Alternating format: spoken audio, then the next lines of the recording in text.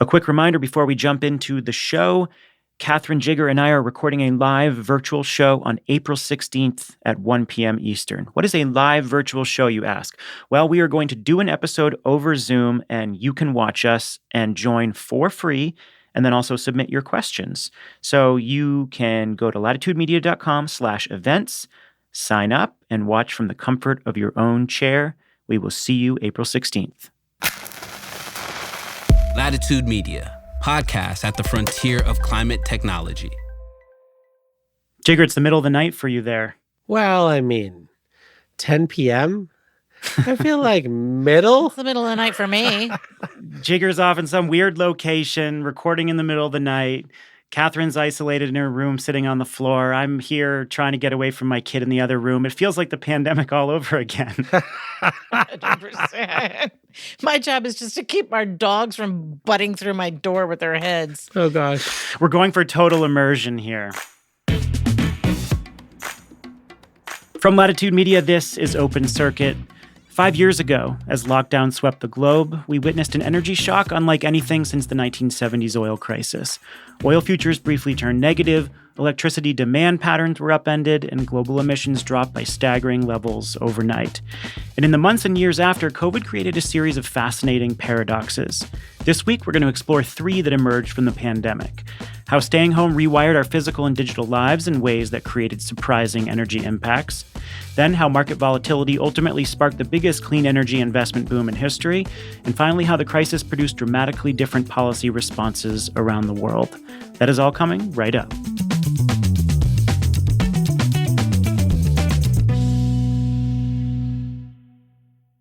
Open Circuit is brought to you by On Energy. Some industries simply can't afford power failures. Data centers, airports, manufacturers, when the power goes out, operations grind to a halt. That's where On Energy comes in. They design, build, own, and operate megawatt-scale battery storage to keep businesses running and grids stable. With proprietary energy management software and in-house expertise, they make energy more reliable, efficient, and resilient. Need backup? Peak shaving? Faster interconnections? On Energy has the solutions. Because when reliability matters, their track record speaks for itself. Learn more at on.energy. Open Circuit is supported by Kraken, the only proven AI-powered operating system for utilities. Kraken's tech helps utilities provide excellent customer experiences, increase product innovation to support a distributed grid, unlock new revenue streams, and make huge operational savings. Yep, that is all possible with Kraken. Click the link in the show notes or go to kraken.tech to learn more about how Kraken is helping utilities improve the experience for over 60 million customers worldwide. Upgrade your utility with Kraken.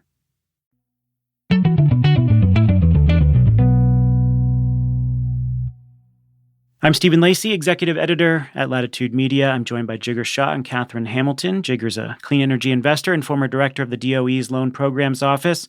So 5 years ago to the day, we were remotely recording. My toddler was napping. I was trying to keep her quiet. And I remember, Jigger, you said that you had house guests from New York seeking refuge in Maryland. Did they ever leave? They did. It was my wife's brother and his family. I think as soon as COVID became real, I was like, get out of Dodge. Bill de Blasio does not know what he's doing in New York City. And he's like, oh, I think it'll be fine. And like the next morning, he was like, I'm in a car. We're heading down. And it was fantastic. As you know, I only have the one child. And so having his 2 cousins around, I think, made everything a lot easier. Catherine Hamilton is the co-founder and chair of 38 North Solutions. Catherine, that episode that I mentioned, you mentioned your husband was working from home before the pandemic, and suddenly you were crowding into his space. Did you and Dave end up being good office mates? Yeah, we ended up making sure that our office spaces were very separate. was the key. In fact, they're 2 floors apart from each other, so no, it all ended up working out.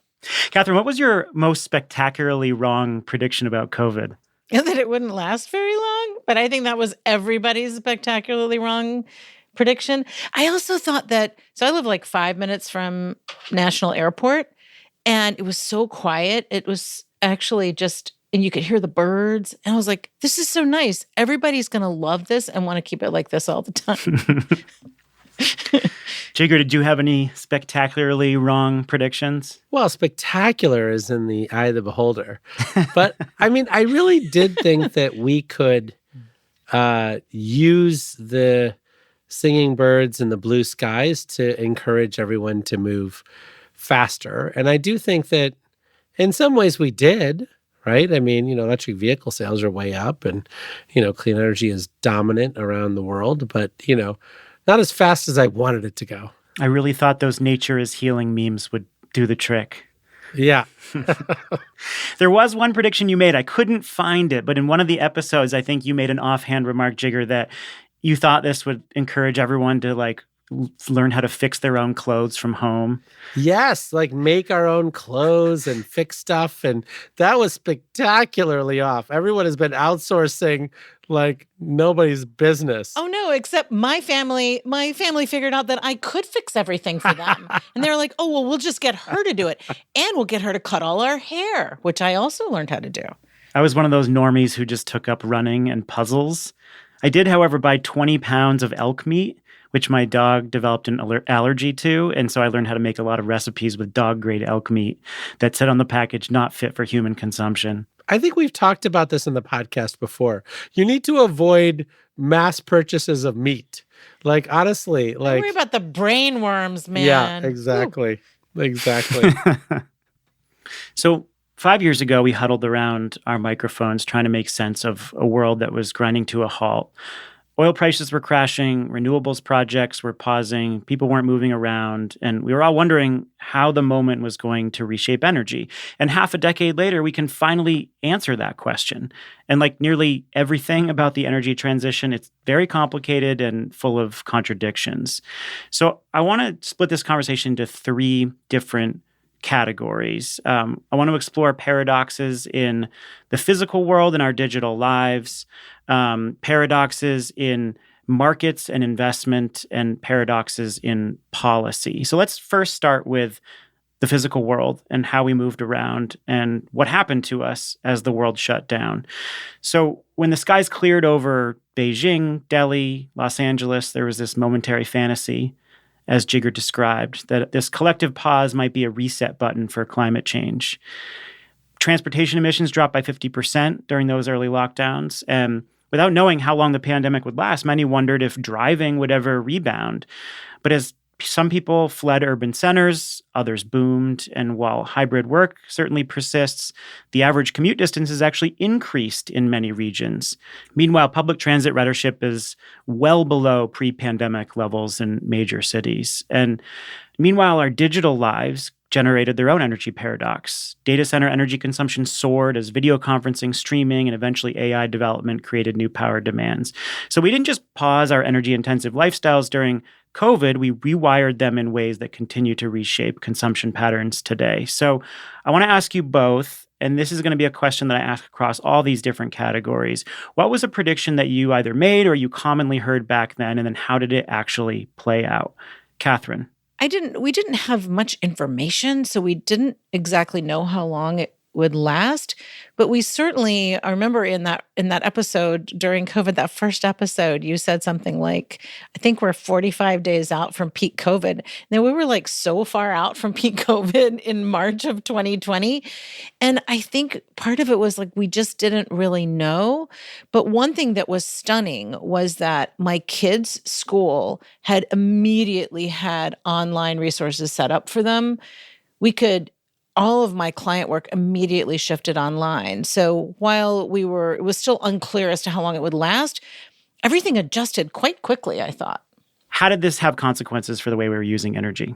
Yeah, so by April, so about a month into when it was really known that this was a pandemic of 2020, global electricity consumption decreased by 7.6%, which was more than the 7% drop during the 2008 financial crisis. So there was this initial decline. And then in the summer, the consumption rose back up 2.1 to 3.5%, compared to the predictions were less.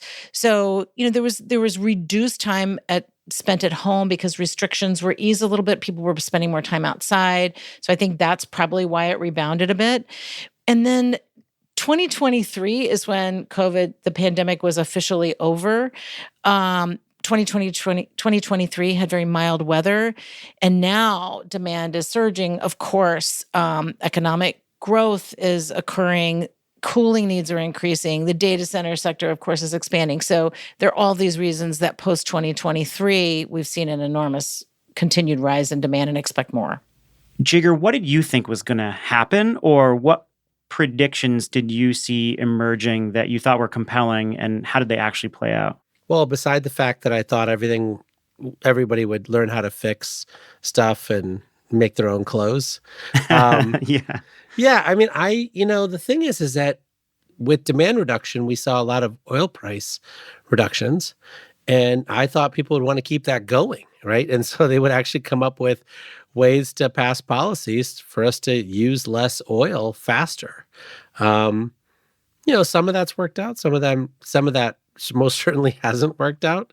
But I do think that folks understanding that energy security is now national security seems like a massive change that happened during COVID. Well, it was interesting that Fatih Birol of the International Energy Agency, when he released the World Energy Outlook in 2020, which was in November of 2020, he really used COVID as kind of the jumping off point for what the next thing was going to be. And he said, because of the uncertainty about the future of energy, this is a critical decade for emissions reduction and energy transition.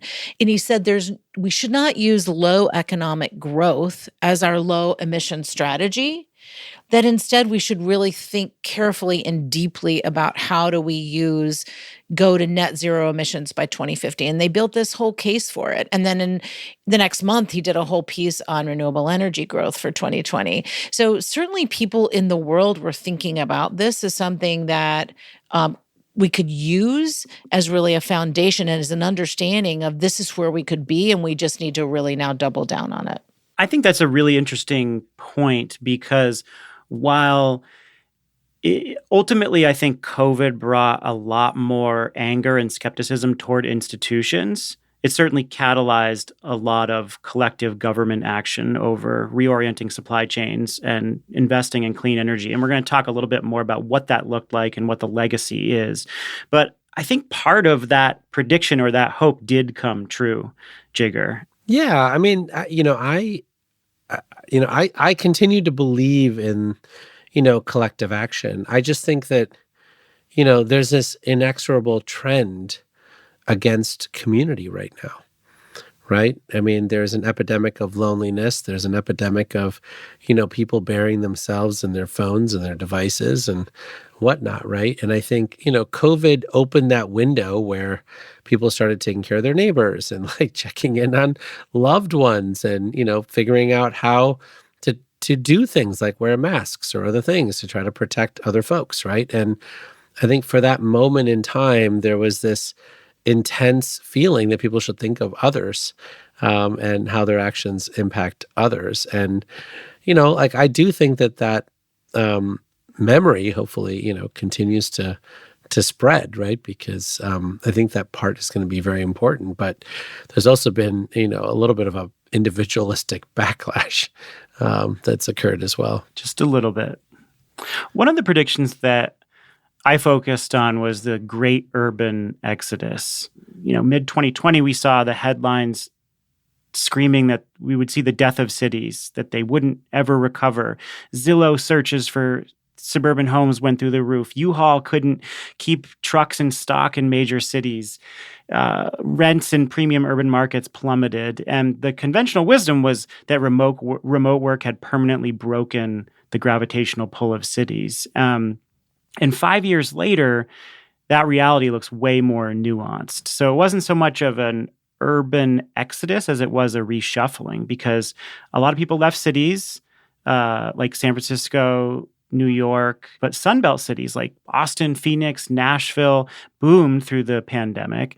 And what emerged wasn't like this simple urban to suburban shift, but a really complex redistribution, the rise of secondary cities, the evolution of hybrid work models that still had some connection to urban cores.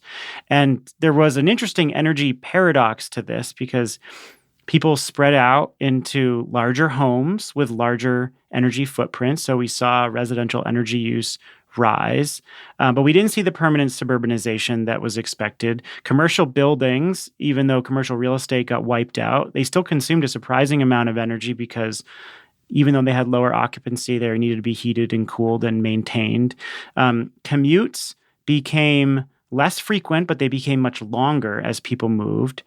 And then underlying all of this, you had to support this distributed activity with a massive amount of data center capacity. So I mention all this because what we saw right away was this rapid drop in per capita energy consumption with the shutdowns, and then this quick increase as things opened up. But things don't look radically different on the energy front.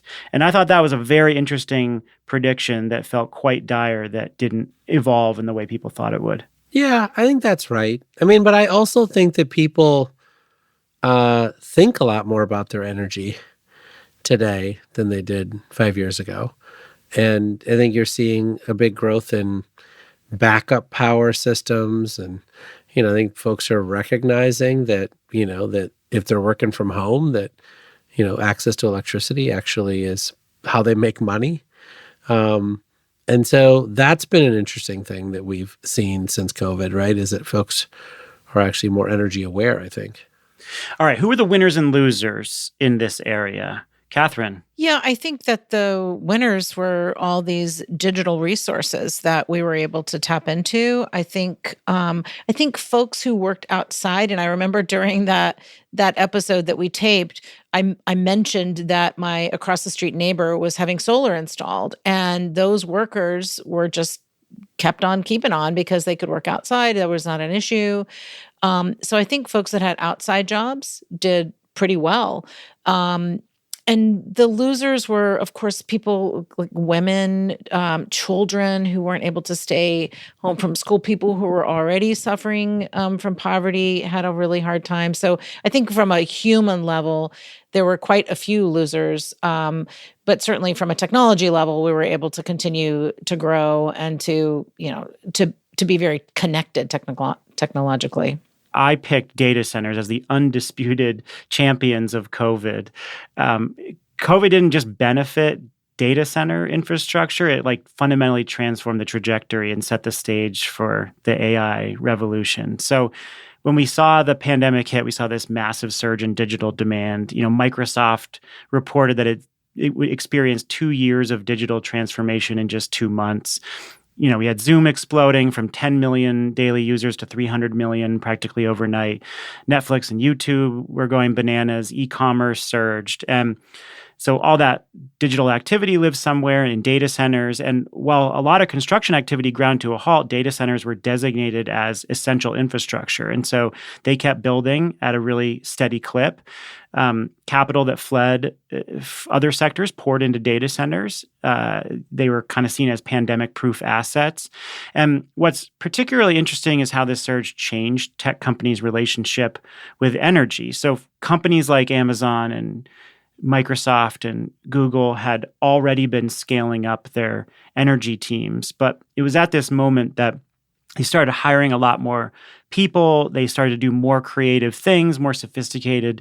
They became more sophisticated energy players, and they started developing expertise in grid integration and advanced forecasting and larger scale project development. And so that creativity moved into the AI era. And so when the AI boom started in earnest a couple of years ago, these companies had already built up this really deep roster of expertise to manage a lot of the power demands of large language models. And so that groundwork laid during COVID, from site selection to utility relationships to some of those to their climate targets, became the foundation for AI deployment today. So we're witnessing now with AI data centers the direct evolution of the digital acceleration from the lockdown years.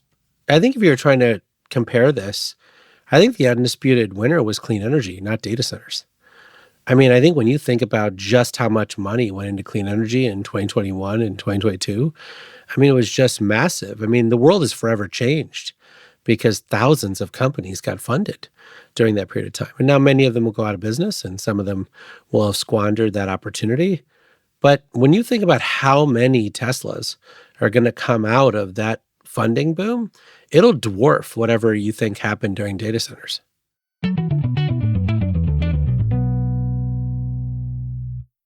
Open Circuit is brought to you by On Energy. On Energy is one of the fastest growing battery storage IPPs, delivering storage solutions for utilities, enterprises, and critical infrastructure. With 300 megawatt hours deployed across 65 projects, their proprietary battery solutions are helping bridge the gap to a future where energy is abundant, clean, and resilient. With a vertically integrated approach covering design, financing, software, and operations, On Energy seeks to make storage simple. Building on this expertise, On Energy is now expanding its focus on the data center market. As energy demands grow in an AI-driven world, On Energy is redefining energy infrastructure because downtime just isn't an option. Click the link in the show notes to learn more or visit on.energy.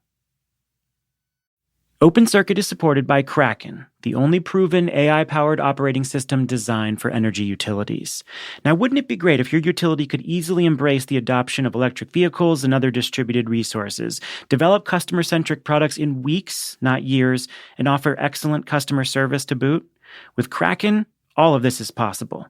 They are removing the barriers of outdated tech, bringing together everything a modern utility needs in one purpose-built platform. Join leading utilities around the world in switching to Kraken. Learn more at kraken.tech or click the link in the show notes.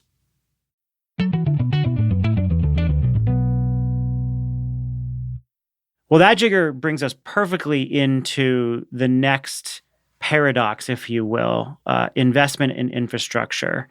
And the pandemic looked like a disaster for energy infrastructure of all kinds. Projects were delayed, supply chains seized up, financing froze. Yet 5 years later, renewables make up roughly 90% of all new generation being installed globally. Solar's pulling in $1 billion of investment a day, surpassing investment in oil.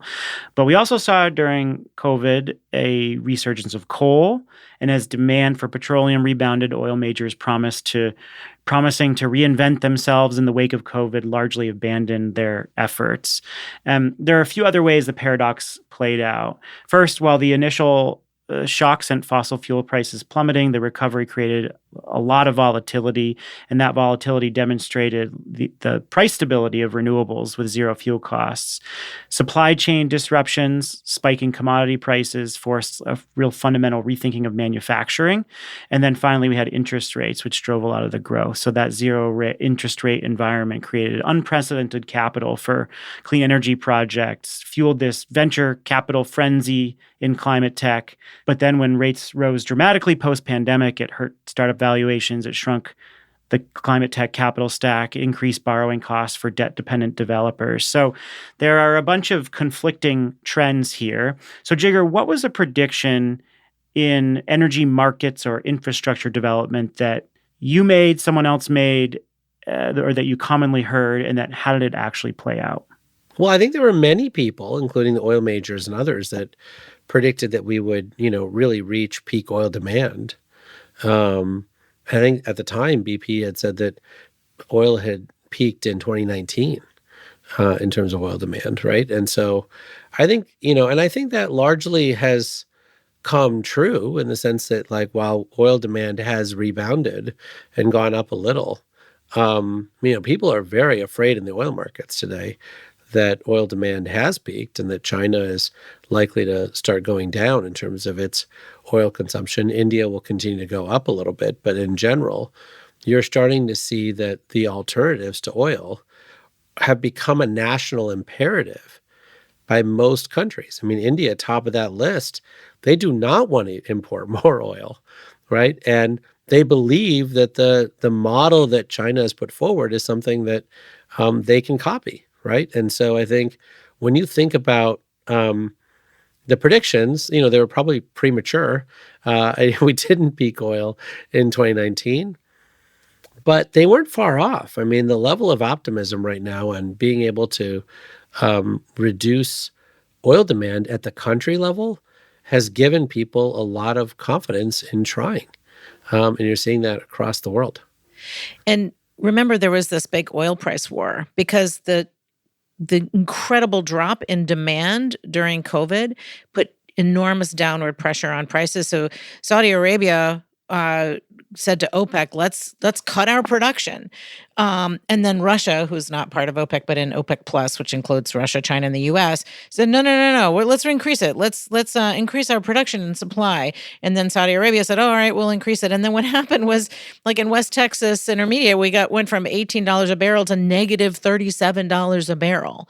Now, by the end of the year, it had adjusted back up to like $51 a barrel. But I do believe that kind of volatility and the kind of chaotic price dropping out, it doesn't help when you look forward to, all right, well, how do we prevent volatility drops like this, especially when you get into a situation where you have uncertainty in any kind of in any kind of policy or politics.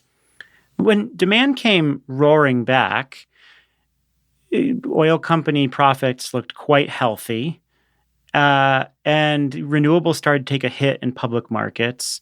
Jigar, why do investors seem to be enthusiastic about oil and not renewables if you actually look at how the stock market has performed? Well, remember that, the reverse was true, right? I mean, oil stocks were way down during COVID, and renewables stocks were way up. And so there certainly was a correction that occurred a couple of years later. But I don't think that means that oil, stocks are up. I mean, oil stocks are up because of the Ukraine conflict, and oil prices were temporarily high. And because Wall Street had taken over all the oil companies, they were far more disciplined finally, and they were printing money. In over 18 months, they finally made up for all the losses that they incurred since 2009. But if you look at where we are now, I mean, oil prices are much more likely to hit $50 again than they are to go to 90. And so, we had a short blip of time when oil prices looked robust. And now with demand flattening, and Goldman Sachs just said that they thought oil prices were more likely to go down than up, the oil industry doesn't look so healthy again. So one prediction that I saw very early in the pandemic was that renewable energy development was going to freeze and contract significantly. If you actually look at the analysis from Bloomberg, Wood Mackenzie, IEA, they all predicted a really strong decline in renewable energy capacity additions. And the logic was pretty sound. Supply chain disruptions, economic uncertainty, workforce limitations. We would likely see a lot of capital retreat from the space and people not be able to get projects done. Of course, we saw factory closures in China. Construction crews weren't able to travel to project sites. But what actually unfolded was the exact opposite. Instead of contracting, renewable deployment accelerated really dramatically, and capacity grew 45% in 2020 in spite of the pandemic. And so the industry actually demonstrated pretty remarkable resilience. There were creative workarounds with supply chain issues. Obviously, low interest rates were a really important catalytic force. And investors saw renewables as a safe haven amid a lot of volatility in fossil fuel prices.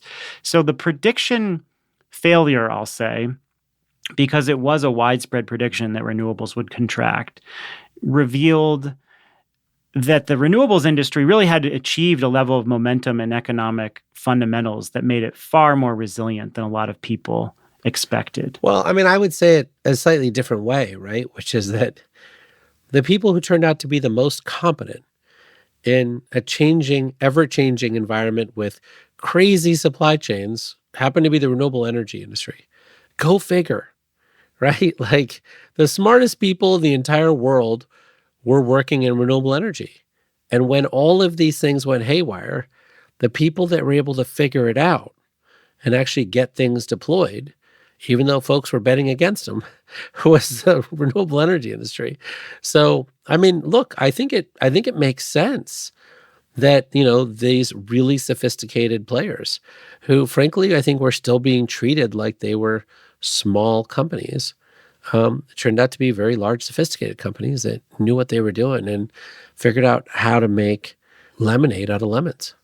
Yeah, I think that's a really good point, Jigger, because the supply chain stuff should have just stopped everything in its tracks. I mean, I remember one tiny supply chain issue was I had like a sleep sofa stuck in the Suez Canal when that boat ran aground. And like I was like, oh my gosh, nothing's getting through the Suez Canal.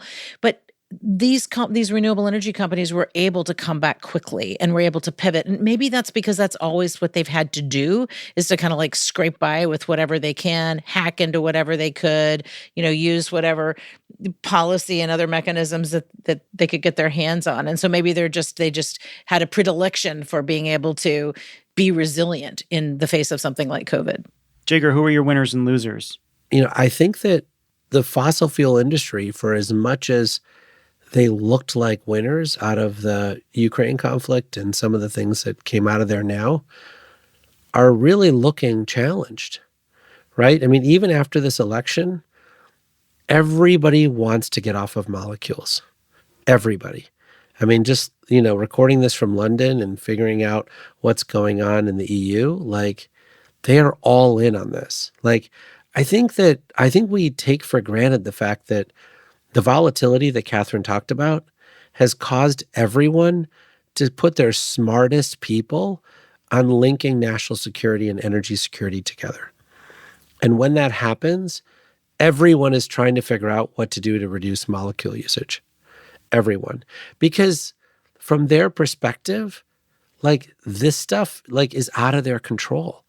And I think part of what came out of COVID was folks were like, we need to actually have a little more control. We need to figure out how to map our supply chains, where our vulnerabilities are, and how we actually protect our economy from these kinds of outside, sort of shocks to the system.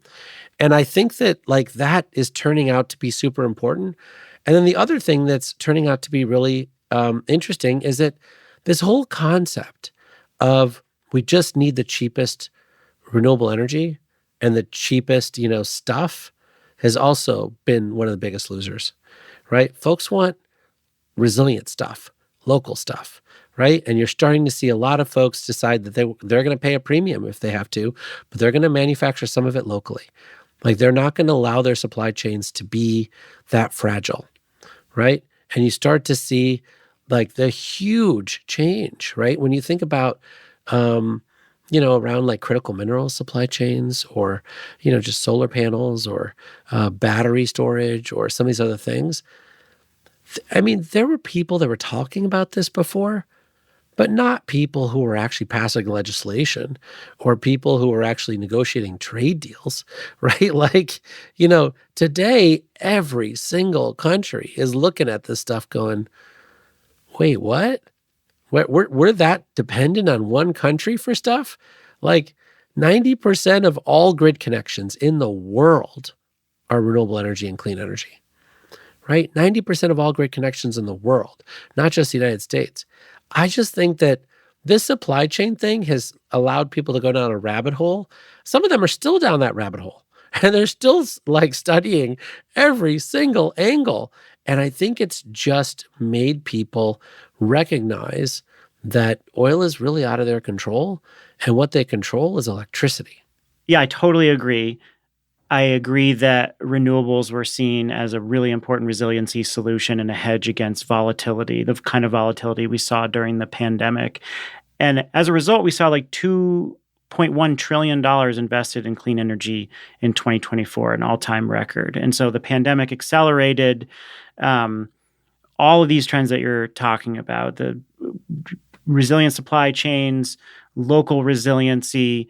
The war in Ukraine amplified the rush toward clean energy in many regions. But yet, paradoxically, public renewable energy companies have been hammered, right? So you have policymakers, you have the industry talking about the value of clean energy during this very tumultuous period. But yet, if you look at the Global Clean Energy Index, S&P's Global Clean Energy Index, it has gotten absolutely hammered over the last few years. It's very interesting how undervalued you see clean energy in the public markets. And I wonder what you make of that disconnect, Jigger. I think it was entirely predictable, right? I mean, when the stock prices of all these companies went through the roof in 2021. They thought that they were defying gravity and that they actually deserved those market capitalizations. And they spent money like drunken sailors. But you know who didn't spend money like drunken sailors? Project finance players.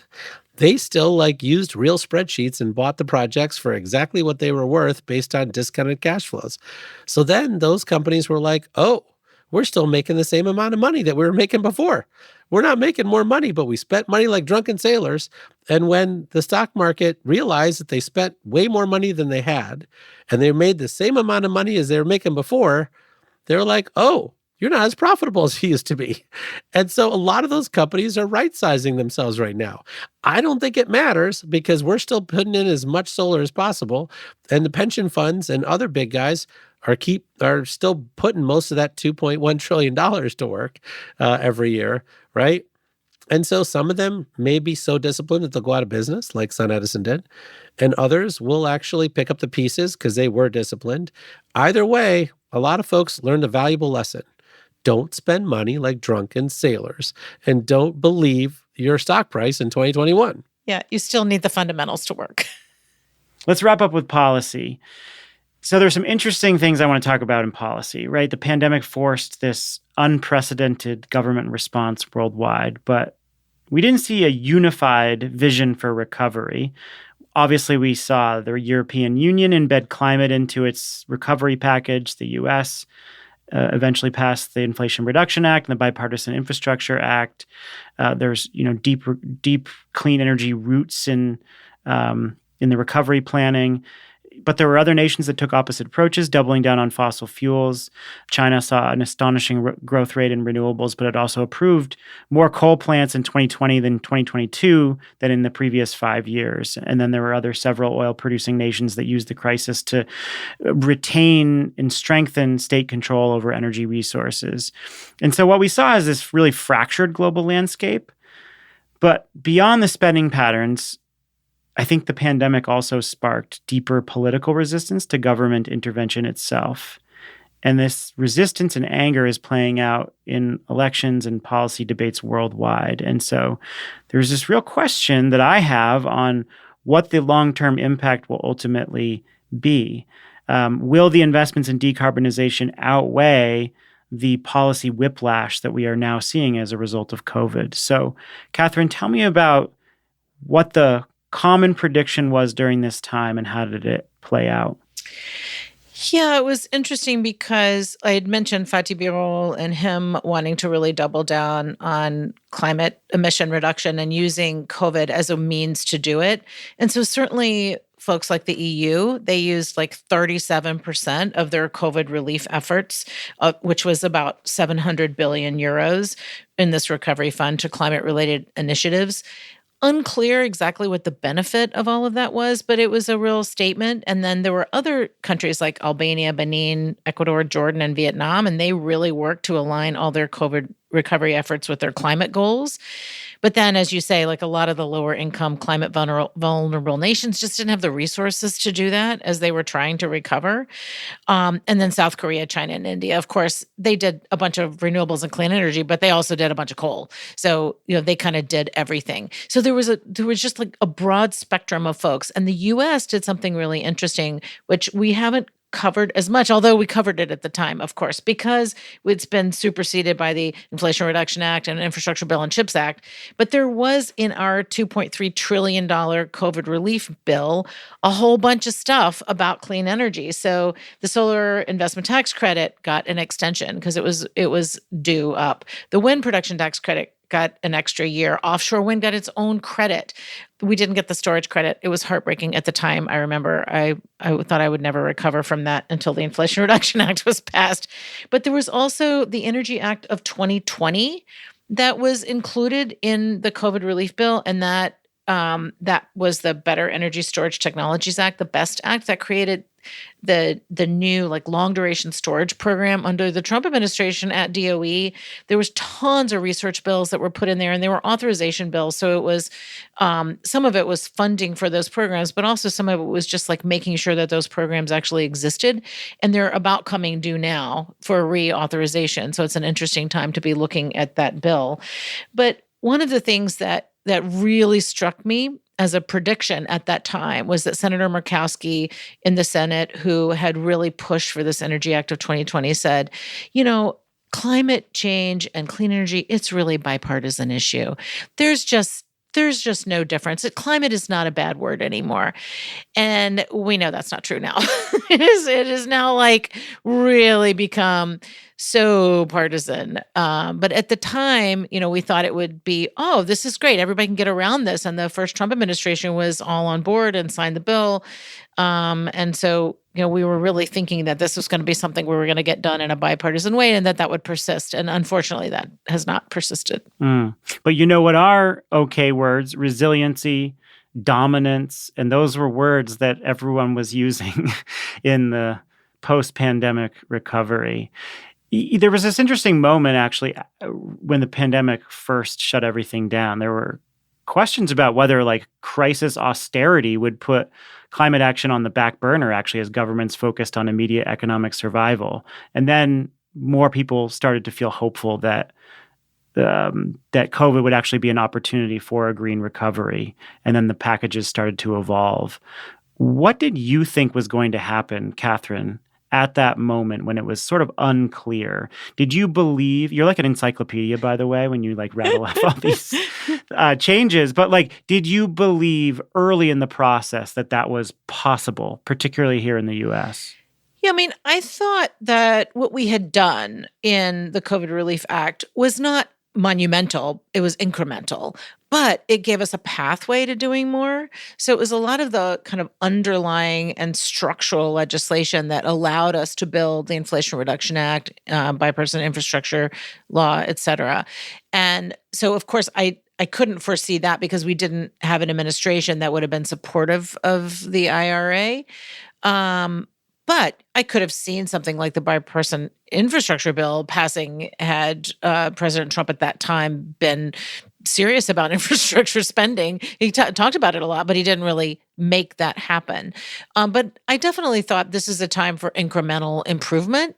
It wasn't sort of the rocket booster that we ended up getting in the Biden administration. I had a lot of optimism that green industrial strategies would play a role in long-term recovery packages, but I didn't realize how much political backlash we would see as a result. And I did feel like there was potentially the opportunity to create this like large global cooperation on shared challenges that might feed into climate change, like this we're all in it together spirit. But it gave way to vaccine nationalism, to more supply chain competition, which ultimately ended up being a good thing, but and sort of increasingly fractured international politics. And so the government in the US and elsewhere rewrote the rules of how government inserts itself into energy markets. And so we have this period of green industrial nationalism. But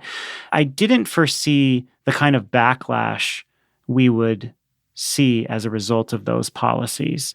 I think you're misreading this whole thing, Stephen. Like, I don't think there's any backlash to what we did. And in fact, I think everyone's preserving it all. Like, they want to use slightly different tools. But, I think when you look at what the EU has announced this week and last week, the EU was the last holdout, right? India and Brazil had local buying requirements. Now the EU's like, we need some local buying requirements. Like, I think when you think about how much every government is all in on industrial strategy now, like, that's never going back. Like, there's no going back to global free trade and we're just gonna buy everything from one country and I think you misread the coal consumption. The coal consumption is a move towards local, right? So this is not a move towards fossil fuels. This is saying every country is saying, to the extent that we are living off of US LNG, we'd rather use our local fuels than US LNG. If to the extent that we're importing oil, we'd like to use our local fuels instead of that.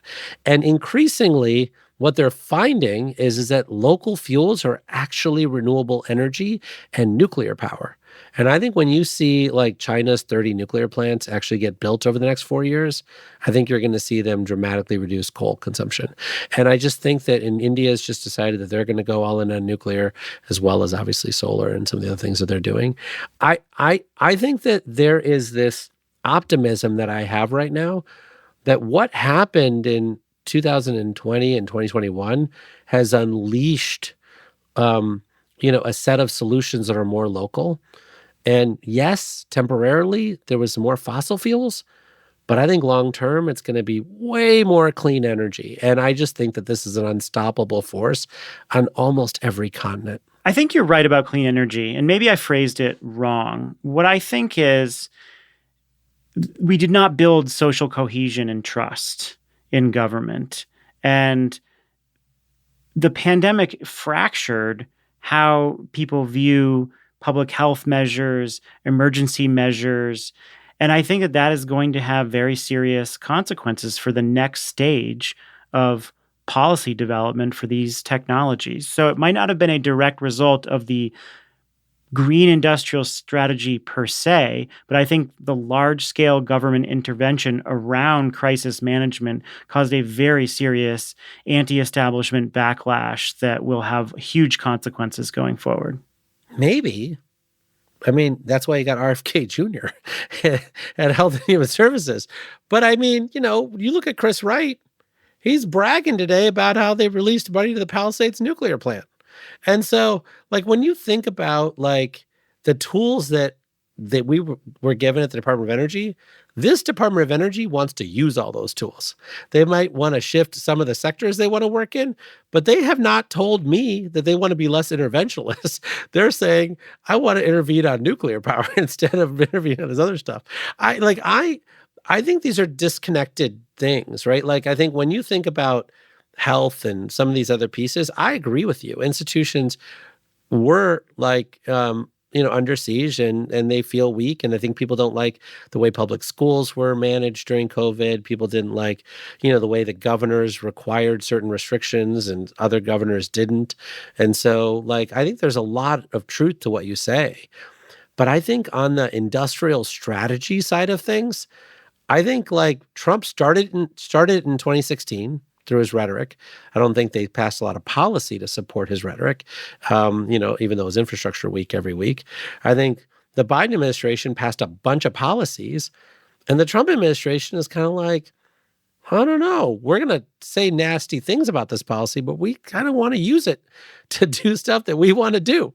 And so, like, and every single region of the world that I'm studying is going, that looks pretty cool. We should copy a form of that over in our country. And so I hear you on the feeling that people have towards institutions, but I see you and raise you that a lot of these folks are like leaning in even more. Yeah, and I honestly think it's a difference between carrots and sticks too. Like the Inflation Reduction Act did a ton of carrots. Like the tax credits were huge, and it really helped really incentivized new manufacturing in the United States, as did the CHIPS Act. And that made everybody jealous around the world. So they all wanted to get in on the, like, well, we'll build local manufacturing too. But there are other, and grants and loan programs. So those are all really good carrots.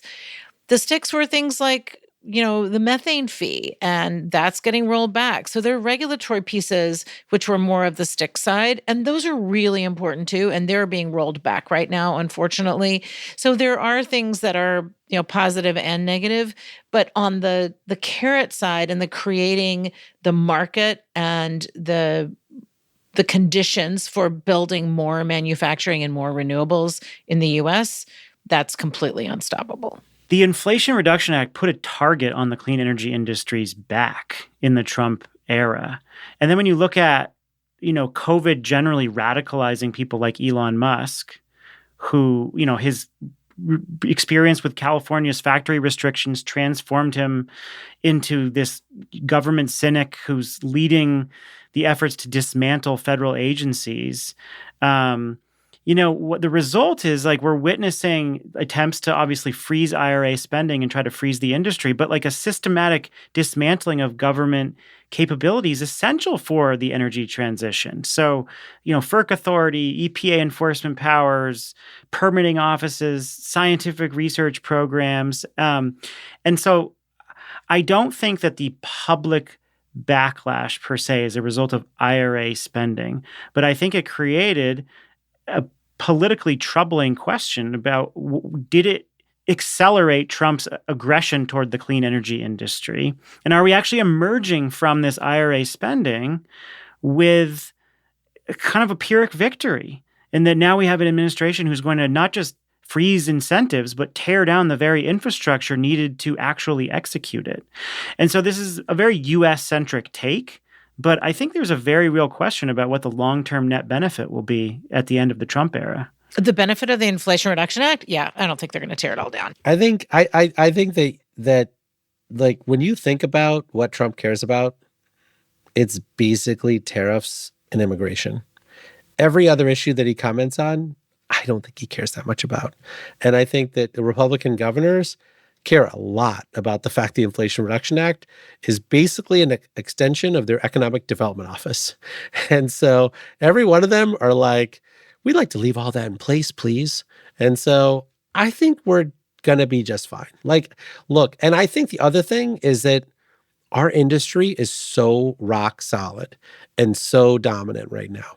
The amount of money available for our industry has never been higher, right? The amount of enthusiasm for investing in our industry has never been higher.